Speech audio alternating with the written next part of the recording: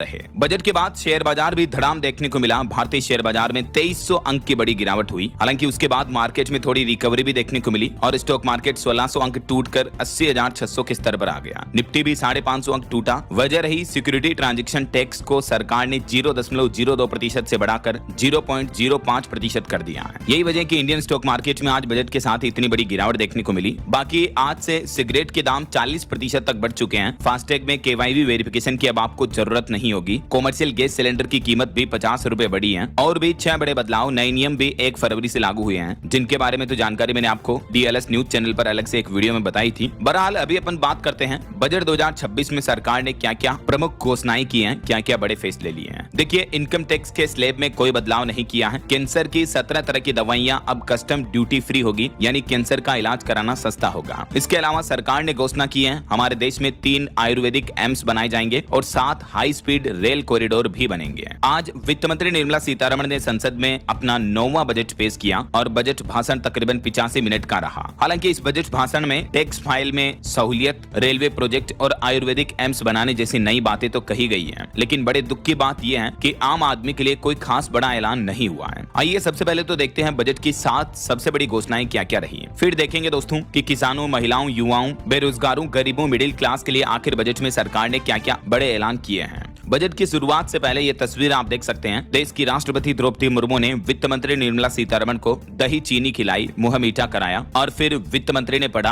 आज का बजट। सबसे पहले तो देखिए बजट के 3 मुख्य विजन क्या क्या रहे हैं। एक तो सरकार ने इस बार रफ्तार पर फोकस रखा है। देश में प्रोडक्टिविटी बढ़ाकर आर्थिक विकास की गति को तेज किया जाएगा। दूसरा, क्षमता, लोगों की काबिलियत को निखारना ताकि वे देश की तरक्की में भागीदार बन सके, तो स्किल डेवलपमेंट पर सरकार ने बजट में फोकस रखा है। तीसरा पॉइंट मुख्य विजन रहा सबका साथ। हर परिवार और क्षेत्र के पास कमाई के पर्याप्त संसाधन और मौके हो, यानी इंफ्रास्ट्रक्चर, मैन्युफैक्चरिंग, बिल्डिंग पर सरकार ने ज्यादा फोकस रखा इस बार के बजट में। अब देखिए बजट की 7 सबसे बड़ी घोषणाएं कौन कौन सी रही। तो जैसा कि मैंने आपको बताया, इनकम टैक्स के स्लैब में कोई बदलाव नहीं किया है। हालांकि टैक्स पेयर्स को एक राहत दी है। रिवाइज्ड रिटर्न फाइल करने के लिए अब 3 महीने का ज्यादा समय मिलेगा, यानी 31 दिसंबर के बदले 31 मार्च तक रिवाइज्ड रिटर्न फाइल कर सकते हैं। दूसरा, 7 हाई स्पीड रेल कॉरिडोर की घोषणा की है, जिसमें मुंबई, पुणे, हैदराबाद, बेंगलुरु, दिल्ली, वाराणसी, सिलीगुड़ी समेत इन रूट पर ये नए रेल कॉरिडोर बनाए जाएंगे। तीसरा, कैंसर की 17 दवाओं से आयात शुल्क यानी इंपोर्ट ड्यूटी हटा दी है। इसके अलावा भी 7 दुर्लभ बीमारियों की दवाइयों में भी छूट दी गई, इनको भी ड्यूटी फ्री कर दिया है। 3 नए आयुर्वेदिक एम्स खोले जाने की घोषणा की है। देश में आधुनिक मेडिकल इंडस्ट्री के साथ ही आयुर्वेदिक चिकित्सा को बढ़ावा देने के लिए और मेडिकल टूरिज्म को बढ़ाने के लिए भी 5 मेडिकल हब बनाए जाएंगे। 5 लाख से ज्यादा आबादी वाले जितने भी टियर 2 और टियर 3 शहर हैं, उनके विकास के लिए 12 लाख करोड़ रुपए खर्च करने का ऐलान किया गया इस बार के बजट में। वहीं 15,000 सेकेंडरी स्कूलों और 500 कॉलेजों में कंटेंट क्रिएटर लैब्स भी बनाई जाएगी। करीब 800 जिलों में लड़कियों के लिए स्पेशल हॉस्टल बनेंगे, यानी देश के अलग अलग राज्यों में गर्ल्स हॉस्टल बनाए जाएंगे। हर जिले में एक हॉस्टल बनाया जाएगा। तो ये तो कुछ प्रमुख बिग अनाउंसमेंट रहे।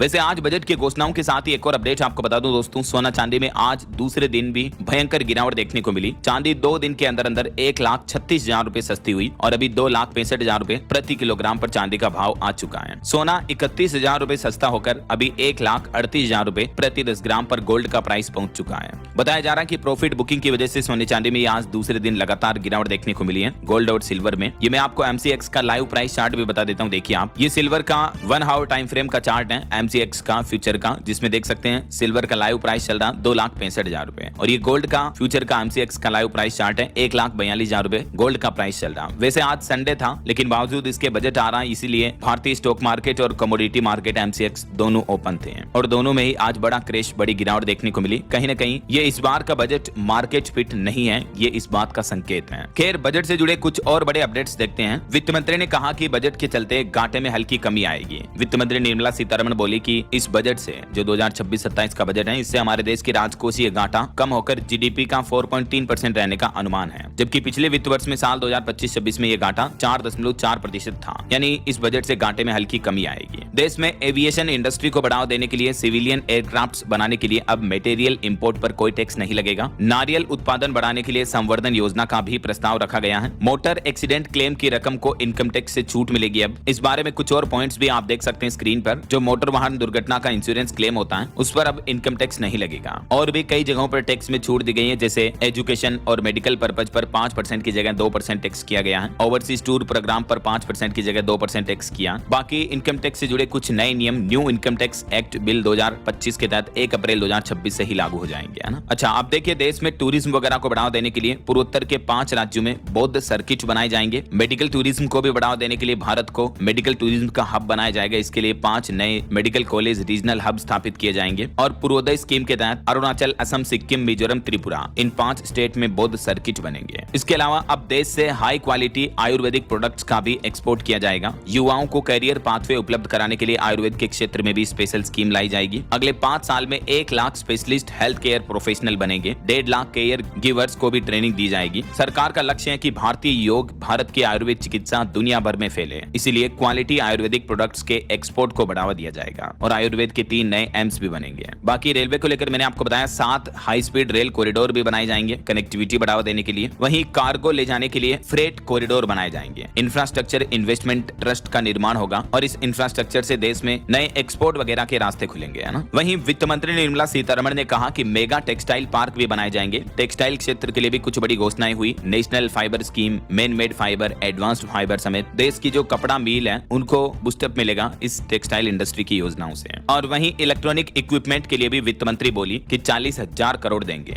देश में 1,000 मान्यता प्राप्त क्लिनिकल साइट्स बनाई जाएंगी जहां साइंटिफिक रिव्यू हो सके। इसके अलावा सेमीकंडक्टर मिशन को बढ़ावा दिया जाएगा भारत में चिप निर्माण वगैरह के लिए। और भी इलेक्ट्रॉनिक्स इक्विपमेंट बनाने के लिए 40,000 करोड़ का अलग से प्रावधान भी बजट में रखा गया है। वित्त मंत्री ने बजट अनाउंस करते दौरान कहा कि हमने 3 कर्तव्य तय किए हैं। पहला, देश की इकोनॉमिक ग्रोथ को बढ़ाना और जारी रखना। दूसरा, लोगों की उम्मीदों को पूरा करना, उन्हें देश के विकास में भागीदार बनाना। और तीसरा, सबका साथ सबका विकास, इस फॉर्मूले के साथ सभी को अवसर उपलब्ध कराना। तो ये तो दोस्तों बजट के अलग अलग सेक्टर के लिए बड़ी घोषणाएं रही। अब मैं आपको डीएलएस न्यूज चैनल पर अगले अपडेट्स में बताऊंगा कि किस तरह से बजट में